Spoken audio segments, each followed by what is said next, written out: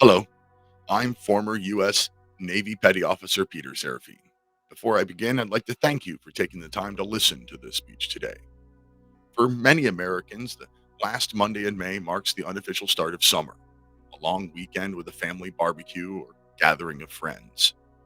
For those of us who served in the military, Memorial Day holds a greater significance as it commemorates the brave men and women who lost their lives defending our great nation. At the core of our military lie unique themes: the selfless desire to serve and the willingness to sacrifice to defend our nation. The origin of Memorial Day, first observed over 155 years ago, and then known as Decoration Day, was to beautify the graves in memory of those who fought and died to preserve our Union during the Civil War. The holiday's name obviously changed over the years, but its ideals and intentions have not. It's a day all Americans should take a moment to honor those who made the ultimate sacrifice in service for our country. Memorial Day is a day for both grief and celebration, reflection on the tragic loss of life, and recounting the courageousness of their service. As President Harry Truman stated in his address to the armed forces after the death of President Franklin D. Roosevelt, our debt to these heroic men and valiant women in service of our country can never be repaid. They have earned our undying gratitude. America will never forget their sacrifices. Because of these sacrifices, the dawn of justice and freedom throughout the world slowly cast its gleam across the horizon. The respect and admiration we give our fallen pay tribute to their memory and the lives that they lived. We do so by visiting their grave sites or placing flags or wreaths or other mementos at memorials in our communities. But their final resting place should not be the only space we gather, share memories, or sit in quiet contemplation. To truly honor their lives, we must share their stories with others and ensure their memories live on even though they are gone. Stories like that of U.S. Army Specialist Lori Bisewa. Bisewa deployed to Iraq in March 2003, 20 years ago, as part of the invasion. Her group, which included her best friend Jessica Lynch, was ambushed on the way to Nasiriyah and taken prisoner. Unfortunately, Bisewa did not survive the ordeal. Bisewa was the first woman service member to die in Iraq and the first Native American woman to be killed while fighting for the U.S. military. Before he died, her father, Terry Bisewa, a Vietnam veteran, said that the memorials in her honor were once difficult, but as time passed, it helped him and his family, including his two grandchildren, heal and celebrate her life. We must not forget their stories. Whether it was an hour ago or a century ago, we remember. Just ask the families of Angus Nelson MacLean and James Frost. These two Coast Guard heroes were aboard the cutter Tampa as it escorted merchant steamers between Allied ports during World War I. Sunk by a German U boat in 1918, 111 Coast Guardsmen and four Navy sailors lost their lives. A flaw in the award's criteria did not permit the Coast Guard veterans to get Purple Hearts for actions that occurred before World War II. This injustice has been corrected, and just this year, the families of Fireman McLean and First Lieutenant Frost finally received the medals earned long ago by their heroic ancestors. The Coast Guard continues to identify families whose ancestors still have not received the medals that they have earned.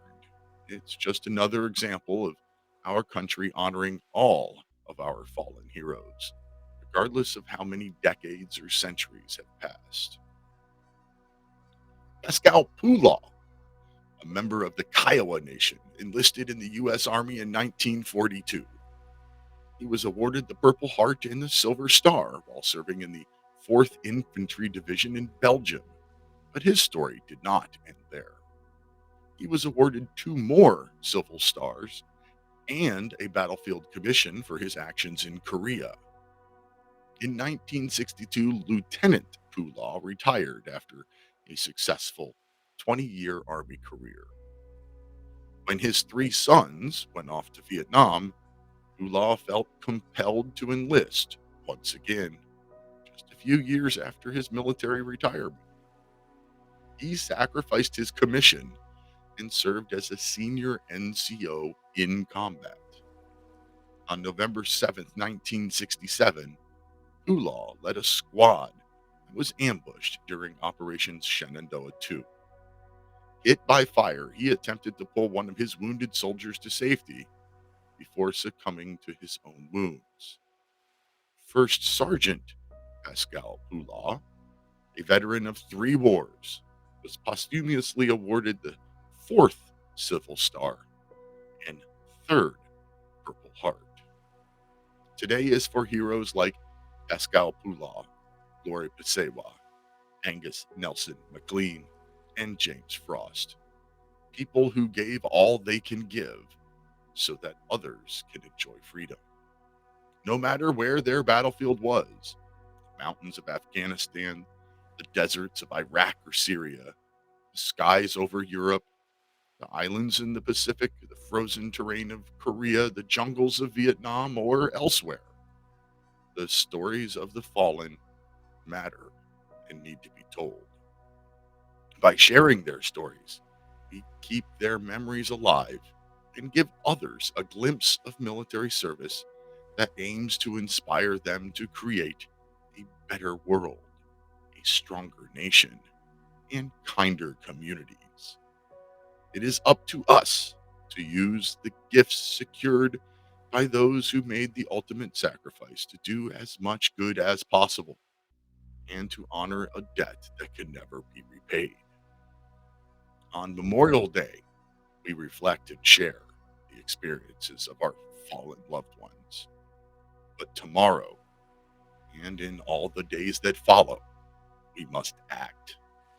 Let's carry their sacrifice with us in our hearts and strive to honor their memory by being good and faithful, hopeful and strong, and committed to building a brighter future for all.